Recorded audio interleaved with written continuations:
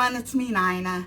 I thought I would do something that I haven't done for a while, and that is doing the dishes and taking you guys along with me. You don't have to even help. You don't have to get dishwater hands. You can just sit and listen to me if you want to. If not, that's okay too.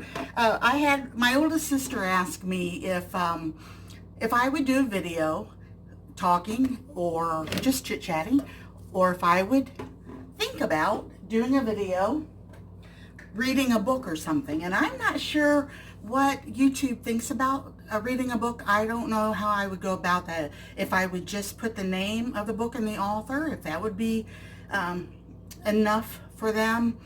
So if anybody knows, let me know. But she said that my voice is calming. She said, I'm not saying you're boring, but she said she would like to listen to something like with me reading a book or something, so that she could listen to it as she went to sleep.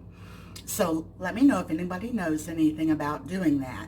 I could actually even start a new channel for that, or I could just maybe pick one day a week and read a chapter out of a book until we got through with it. So let me know. But I wanted to just come on, like I said, as I was doing the dishes. There's not a whole lot of them, and I just wanted to tell you guys I have had a wonderful, wonderful day today. At noon, my youngest sister and I met down at my mom's, and we had lunch with her. It was so nice. We had such a great visit.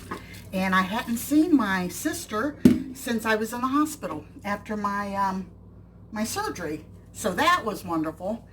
Chit-chatting with them, and we ate chili, and we just had a great time. Let me see if I can move this without dropping y'all. Yeah, we had a wonderful time. Whoop. I don't know if you can see the chicken that I got up there. Let me get it for you.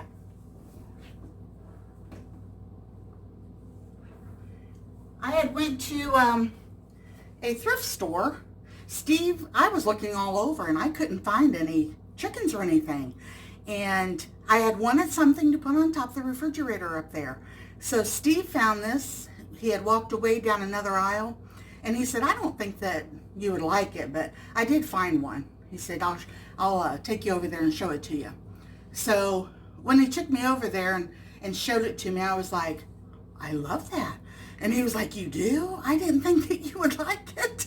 And I said, I absolutely love it. It's got a country look, you know, and it's a chicken. You can't go much wrong. But I don't know if it kind of reminds me of one that you would buy and then paint, glaze yourself. Could be. I have no idea. I thought it was adorable.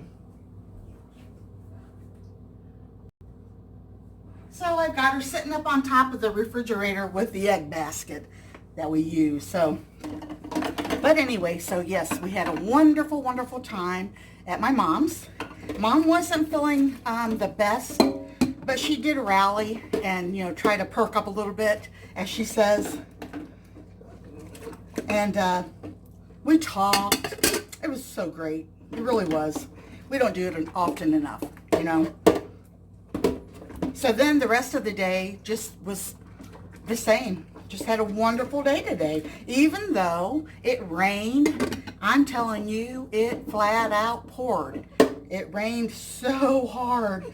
And I went down in the basement and looked because Steve was gone and was busy. And I went down in the basement to look and see if we had any water down there because I heard the sub pump kick on. Nope, there wasn't no water, so I was very thankful about that. Didn't have to worry about it. I mean, he would have came home and taken care of all of it, but I didn't want to have to, you know, have him do that, as busy as he's been. So I thought that I would kind of fill you guys in on a story about when I was a young girl. And I haven't told a story in a long time, but it might be something interesting for some of you guys that haven't followed me for very long. I might have even told this story before, I don't know. If I did, just pretend I didn't. Listen again. No, just kidding, you don't have to listen again. Okay, So when I was a young girl, and I was trying to think of my age, I had to have been around 5 because I was supposed to have went to kindergarten, and this was way out in the country. We had, we lived in a big farmhouse, great big old farmhouse. And it was, well, I think we moved in right before winter hit. And winter was a bad winter that year. You figure I was born in 64. So I might have been 6 years old then. I can't remember. But anyway, so in the living room, okay, in this big old farmhouse, it had a porch, and we actually, because it was so bitter cold that year, we actually didn't even use the upstairs. We used all of the downstairs rooms.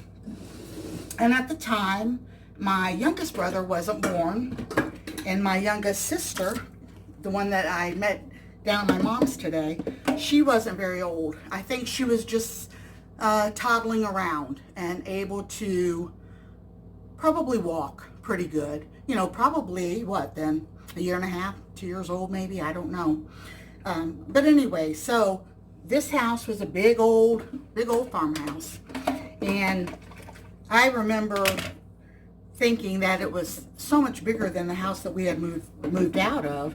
But yet, it was in the winter and you couldn't really enjoy anything because it was so bitter cold that year. And we had a potbelly wood burner / coal stove in the big old family room. And on that big old potbelly stove, my mom would take, she would slice up potatoes real thin, and she would put those on that top of the stove. It was, you know, of course, that cast iron stove. And she would put those right on the top of that stove. It was a big round, like a barrel stove, but it was a potbelly stove. And she would put those potatoes, and you know, of course, my mom has always been a clean freak, so you don't have to worry about there wasn't no dust on that stove. But she'd put the potatoes all on there until they would get, I remember that smell. Oh, they smelled so good, and I was a little girl, but it takes me right back. I can remember the smell of the potatoes. And it would fry them up right on that stove, but it was such a different taste than it would be if you fried them up in a pan. I have no idea why. They were delicious. So Mom would do that, and my youngest sister, like I said, she was toddling around, and Mom used a dishcloth to open up the door to that potbelly stove. You know, probably similar to this. And she, of course, us kids wasn't allowed near that stove at all because it scared Mom to death that somebody was going to get burnt. And my dad at the time worked second shift, and he worked, you know, way across town.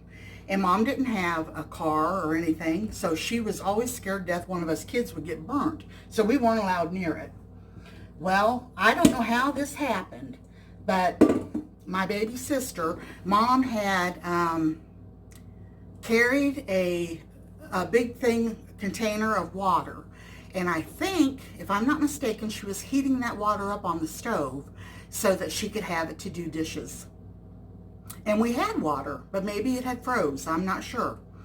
But, so Mom had used the, you know, dishcloths, dish towels, to get that water off of the stove after it had heated up, was trying to get it off of the stove.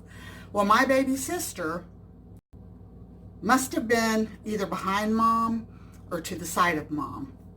And Mom tripped or turned and hit her. Somehow, something happened, and that water sloshed out on my baby sister, and it scalded her whole chest and stomach area. I remember the screams that she made, and my mom's screams of tears, and I was scared being a little girl, and Mom was devastated. And you know, back then, we didn't have cell phones, and we didn't even have a phone in the house. Mom had, you know, Dad was the only one that worked. Back then, women didn't work as often, especially not where we were, where we grew up at. And so Mom, we prayed. I remember going in the bedroom, and Mom was doing all she could do to help my baby sister, and everything she knew about taking care of burns. Of course, there was no way to call 911. There wasn't even no such thing as a 911 call then. And we didn't have any close neighbors at all. Our house there were nothing but fields behind, in front, and both sides for miles. And across the road was the same thing, nothing but fields. And there were trees and, stuff like that, but there was no homes, no houses. And we lived way back in a lane, And that was one reason that Mom did not send me to kindergarten that year. It's because we lived so far back in that lane that she didn't want me to have to walk after school to get back to the house. Because, I was so little. And so anyway, I remember the prayers that my mama prayed for my baby sister that day. I don't remember the words, of course, nothing like that. But I remember the devastation that was in my mom's voice. And the guilt. She felt so guilty. And it was an accident. Accidents happen, But I'll tell you, my sister, I don't know when the scarring went away, but she doesn't have any scars that I know of at all from that happening. Thank goodness she was just little and it healed. It could have been so bad. It could have been so horribly bad if it would not have been, I think, for our mama's prayers. And I know that Dad probably prayed for us to be safe while he was gone so far away to work. But enough about the sad things, because God did take care of her. But another thing, when we lived out there, my oldest brother is, let's see, what is he? I'll say 2 years older than I am. And, almost 3 years, I think. Anyway, we had a spot of trees, quite a piece from the house. I mean, I was young, but I could walk it. And I remember we had to go, of course, through one of the fields and to get to this little spot of trees. And we found out, my brother and I, that there was a cemetery there. We didn't know anything about it. Dad knew the family that had family buried in that cemetery. It was a family graveyard. And my brother and I seriously, I know this sounds odd because there's so many things I don't remember in my life, but I seriously remember me and my brother, the fields, of course, had been all plowed up, waiting, and they had froze because it was winter. And it had just started warming up where us kids could get outside and play and all that. But we could still jump from and I was a little girl, so you got to figure a long plowed row, if you jumped from one row to the other, it would sort of like give away. If you've ever walked in the field, you know exactly what I'm talking about. When you step on those little ruts and stuff, little hills, the top part of it, the bottom half of the dirt would be frozen solid. The top half had started to fall. And even though I was little, I remember my weight when we would jump from a, side all the way down through there to get to that little graveyard, which we found that day. It was like the dirt would kind of, give away with you. I hope you know what I'm talking about. So anyway, we found that when we got down to them trees. We weren't allowed that far from the house because it was quite a piece from the house. But, because Mom wasn't with us, it's just me and my brother. And we get down there and we see all of these old headstones and stuff. Well, we were kids. We didn't hurt nothing. But we would jump from those build-up headstones and stuff and play on them until Mom knew where we were at, and then we weren't allowed to go back there no more. But I can remember that. It was such a beautiful area. The house was old, like I said, And I didn't really miss the house too much when we moved, but I sure did miss the area. It was wonderful. I've always been, I think, at heart, a country girl. And I don't remember even going into the barn or anything. Maybe we wasn't allowed. Maybe, whoops, maybe it was, might have been old, because the house was old. Honestly, I don't remember. And there's so many things that I wish that I would have thought about asking my dad about before he passed away. My dad had a memory 1.5 miles long.